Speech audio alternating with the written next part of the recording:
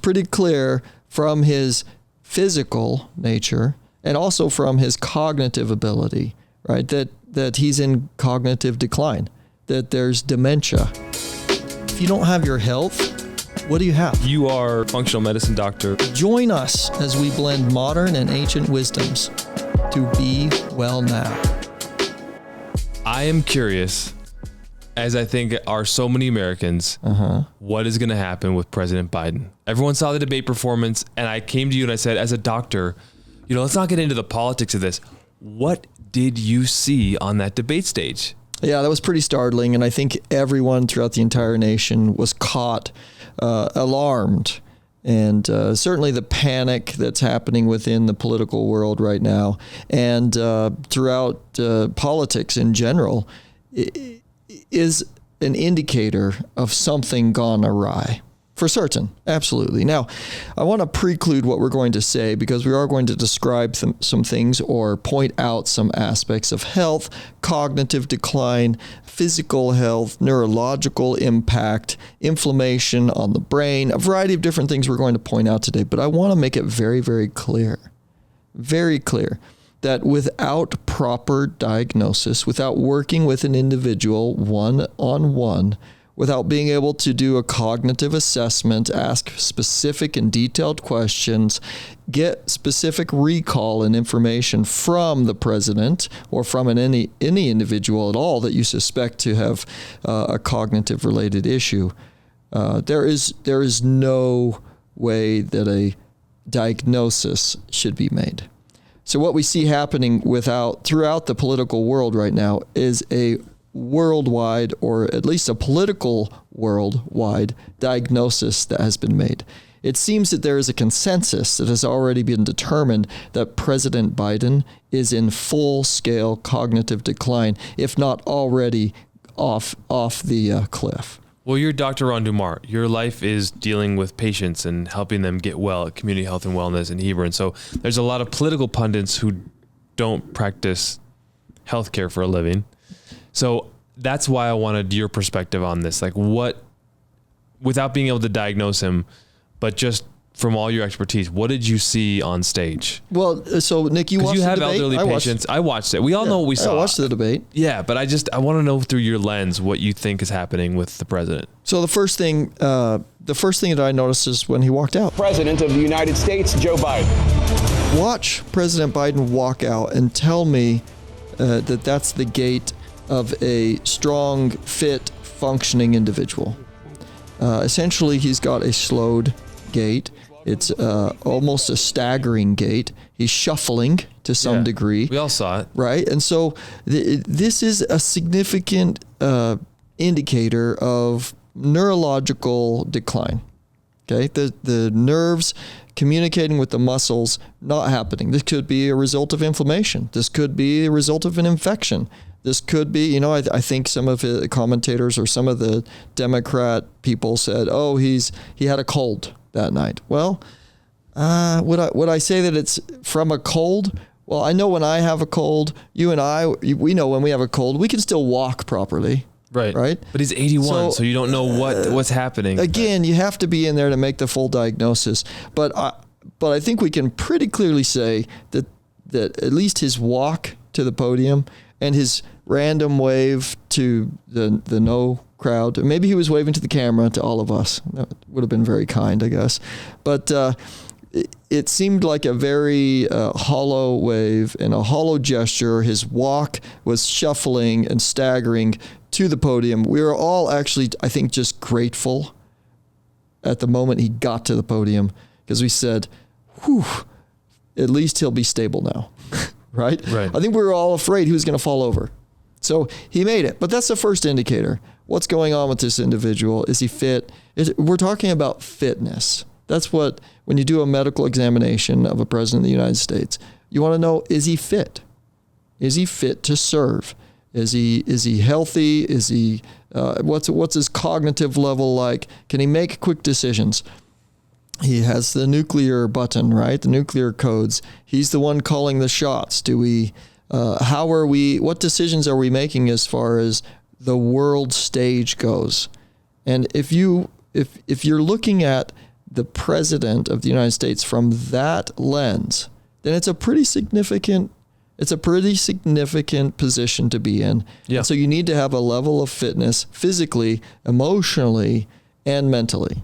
And so the next thing we'd have to look at is, well, let's stick, I guess, more with the physical aspect of it. I noticed after the debate, did you notice how Jill came out to help him, which is wonderful. Yep. But she helped him go down 2 steps. There were 2 steps. They didn't look overly problematic. And what did we notice? It was this complete contrast, right? Like Trump walks off stage unassisted, and Biden comes down and needs help. And it wasn't just Jill. So there was some other person in the some stagehand or something that came up, and he had to help too. So you needed assistance on both sides just to get down the steps. No, I mean, he looked 2 steps. He looked elderly, and I'm wondering, like, at age 81, is that typical, right? I know your dad is, 83, and so you have perspective. You've dealt with so many patients. Like, give me context as someone who doesn't quite know what I'm seeing. Is this what 81 looks like, or are we looking at a very specific, decline here? That your medical lens is what I'm curious about. Yeah, and so when we look at someone, age, it's not about age. That's why I keep saying it's about fitness. It's not about age. So age, someone can be 100 and be perfectly spry. They can be moving around well. They can make alert decisions. They can be quick on their feet. They can have good wit, and not be losing their train of thought. There were multiple times where you could see Biden did bumble and fumble over his words and had to come up with what he thought was actually needing to be said, and or trying to remember. Perhaps he was trying to remember something and realized that he forgot in the middle of what he was trying to say, and so then he was trying to reformulate his sentence, and hoping not to be caught in the middle of it. It was really, really disastrous. These are signs when you are forming a sentence and then you forget in the middle of it, and 13 minutes in, there was complete silence. How many? Like 3 seconds, 4 seconds, but it was complete silence for a moment. And then, because he had forgotten what he was going to say, he'd forgotten what his point was, didn't even know what his train of thought was. And then a random statement that comes to his brain. We finally beat Medicare. We'd be able to wipe out his debt. We'd be able to help make sure that all those things we need to do, child care, elder care, making sure that we continue to strengthen our healthcare system, making sure that we're able to make every single solitary person eligible for what I've been able to do with the COVID, with dealing with everything we have to do with, look, if we finally beat Medicare. I'm not sure where that came, the crypts of his brain, like where that came from, or what the preparation the prior week was that they had for him. I know they prepared him. They've spent a week, right, leading up to this at Camp David. Flying. So he was in France, I think, for D-Day or Normandy, and he'd done a bunch of things that aides said was a grueling schedule, even for people who are much younger, right? Absolutely. Crossing time zones and this, that, and the other thing.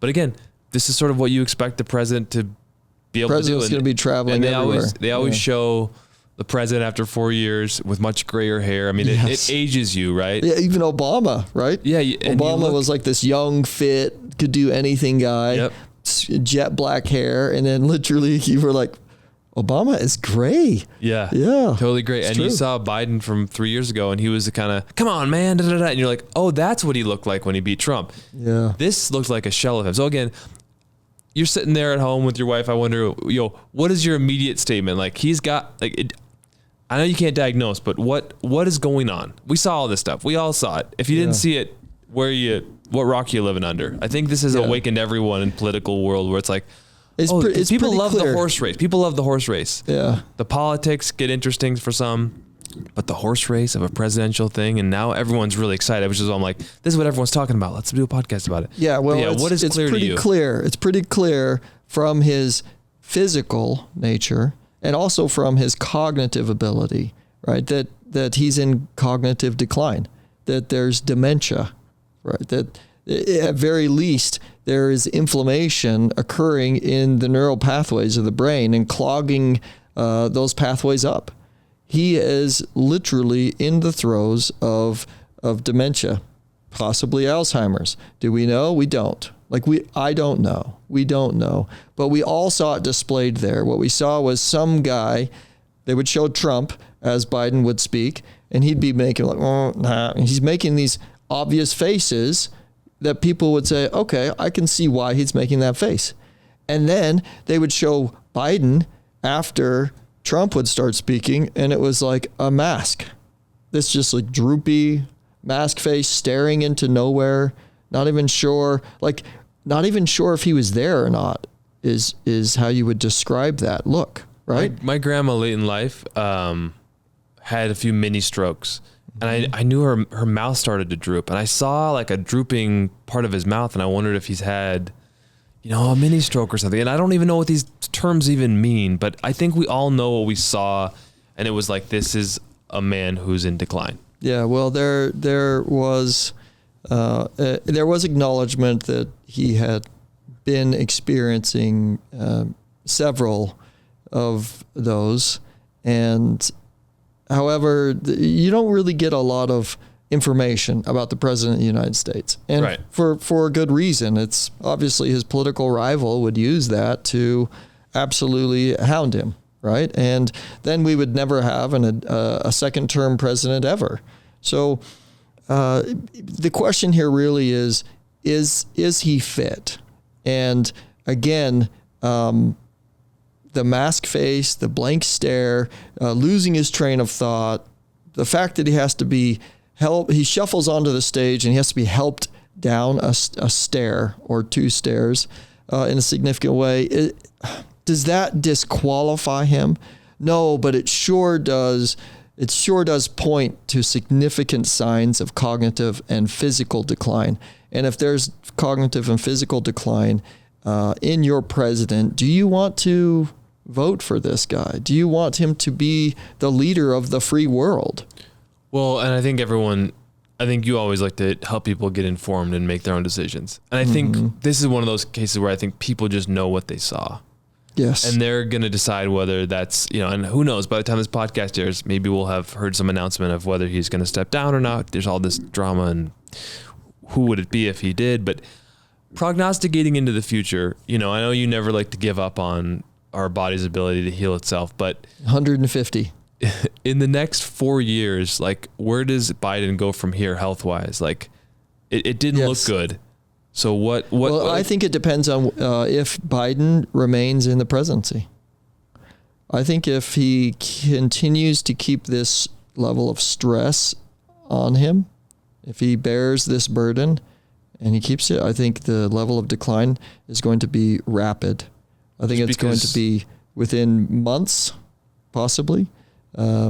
Years, likely, but I think that the level of stress that is placed on that office, it takes a toll on you.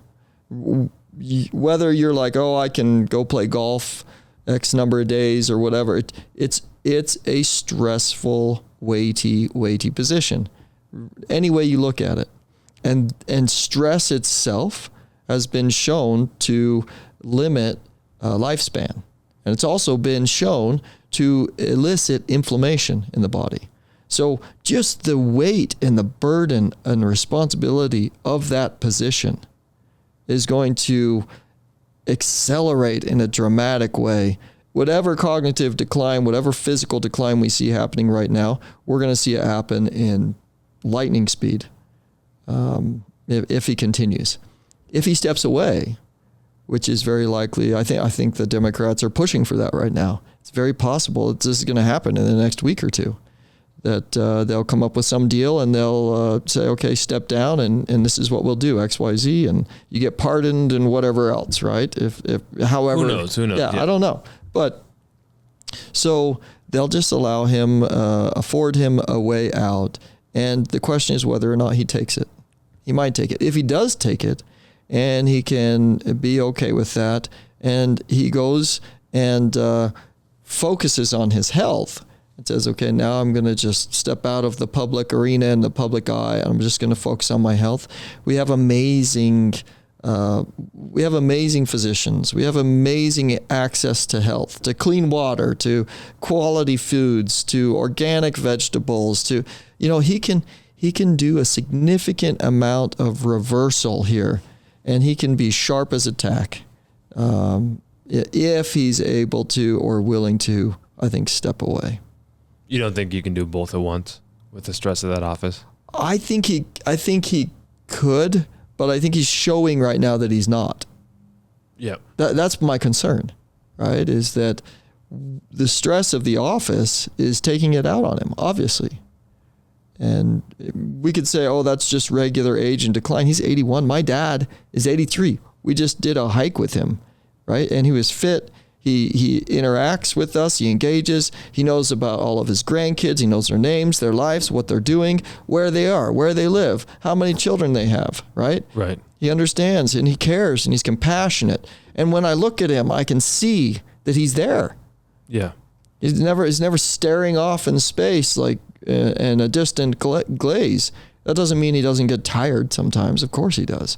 Yeah, he gets a little tired more than maybe he has previously in his life. He's 83 years old, but also physically he's as fit as an 83-year-old that I know, and he's more fit, I would say. And cognitively, he's super sharp. He's very smart. And he is consistent with the former version of who we have known him to be. And this is what I think one of the biggest concerns that we have with regards to President Biden. What we saw and what you pointed out that what we saw when he basically debated Trump the first time, what we saw 4 years ago versus what we saw this time, night and day. Night and day. And you go back and you pull up even his videos where he's working in the Senate. He's been in politics his whole life, yep. Right? So go look at those. In fact, I think he was one of the youngest, if not the youngest, individual voted to be senator. He ran for president in the 80s. Yeah. So he's been doing this a long time. He's been doing this for a long time. So we have a very good track record of who is Biden. Who we know him to be, yeah. Who is Biden, right?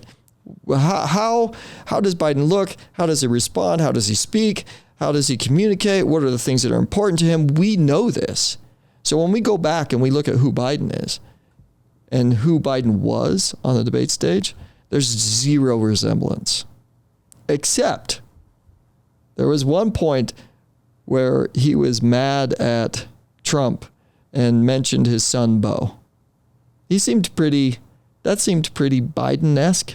However, it was still kind of, it exhausted him just to use that amount of effort, right? It was exhausting. You could see when he could not use passion because he didn't have it. He couldn't exude passion about what he was talking about, except for that moment. And then it seemed to be exhausting. It came briefly and it was gone quickly. So I think that's one of the biggest issues that we all have, is that the Biden that we have known from the past was absolutely not the Biden there. And with my dad, it's consistent. It's been consistent. We know who he is. My dad is my dad. He's still saying those things. He still feels certain things are important. He communicates with us, and we see that he's there, literally, that we have a knowing within us, right? There's a cognitive communication between our brains that we have without even speaking. And that's what's happening. People are having a cognitive communication with Biden. They're like, man, you are not there. Like something's not there. People know, a crowd knows when someone, an entertainer, can link into their energy and express and communicate, whether it be by song, by art, or however, or by speaking. There are individuals, that's what we do. Yeah. We tap into the psyche of a crowd, and we can communicate with that crowd. And they see that we're there. Again, I think that everybody who watched it has a knowingness about what they saw. Yeah. Whether you're Democrat, Republican, hate him, love him, you know what you saw.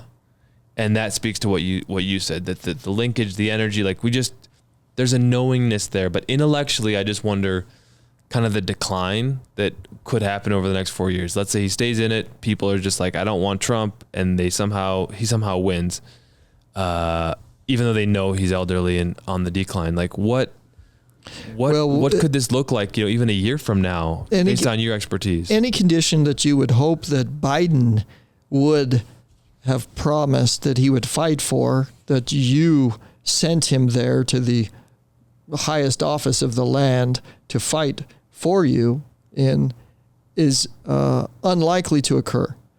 He will not have the physical stamina to keep that up.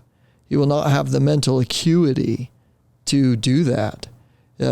He won't even have the he won't even feel the responsibility to you, because he won't even recognize at some point that that's a responsibility that he has to you.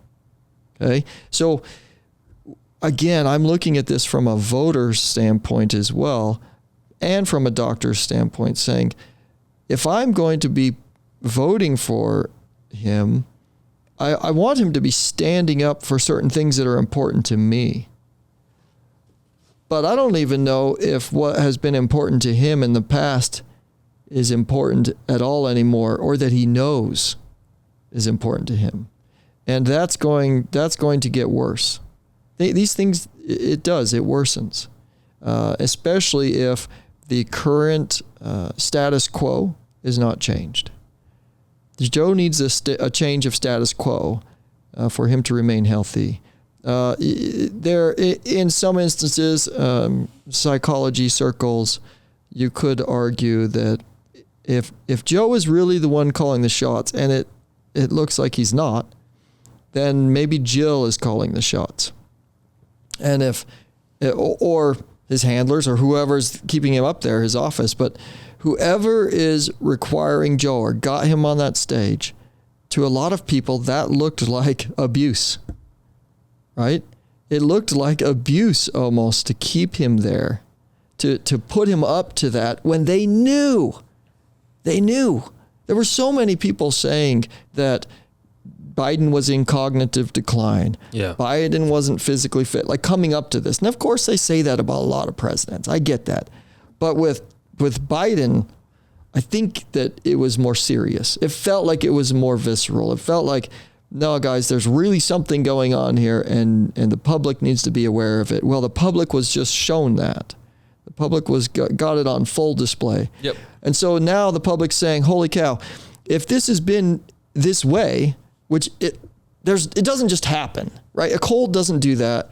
And cognitive decline doesn't just happen over a week. Right. It doesn't like fly out to Camp David and then train for the train and practice and rehearse for the debate, and then 25 minutes before the debate go into cognitive decline. That's not the way it works. This takes years and years and years to develop. So if he's at this point already, which we saw on the debate stage, he had to have been actually, even when he debated Donald Trump the first time, he had to have been showing and eliciting certain behaviors, even then. Years ago. Yep, that were leading to cognitive decline. This happens over years and years. Happens over years. Yep. So it's certainly it's kind of like this. It's going, it's dipping, but the more it goes, the faster it goes.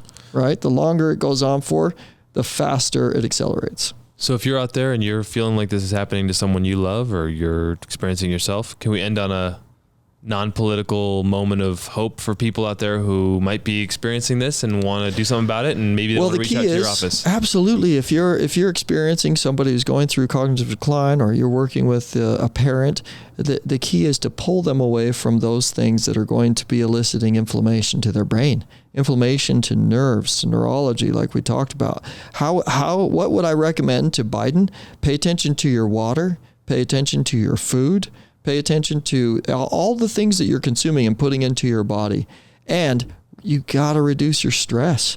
You've got. Can't imagine anyone under more stress. Reduce your stress. Right, than him. Than the president of the United States. He's there, and it's like we might see. I tell you what.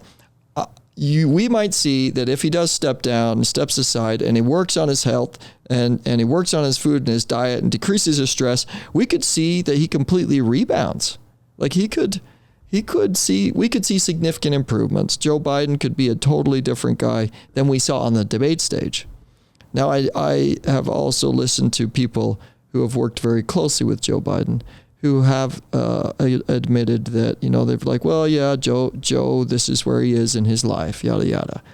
But they also expressed significant amount of love for Joe Biden and for his family and for him as a human being and for an individual. And I think that's a very admirable thing. So I think that those are the memories that we as individuals want to keep with our those we love. Yeah. And so let's preserve them by helping and encouraging our loved ones to reduce their stress, to improve their diet, to reduce inflammatory impact through their diet, through their food, through their water, through exposure to heavy metals and chemicals. Just do the very best you can to improve your health and then enjoy life. Like choose to do things, being outside, do some forest bathing, right? We have a podcast on that. Go listen to Forest Bathing Podcast. It's an excellent one. Spend time with the people you love and enjoy life. Yeah. All right. That's all I have to say. It's a good note to end on. Thanks, everyone. Little deviation from the typical podcast, but it seemed appropriate. Yeah, and I think this is where we are in our life. And when something medical happens in the political world, I think it's important to maybe get a medical outlook on it too. Yeah.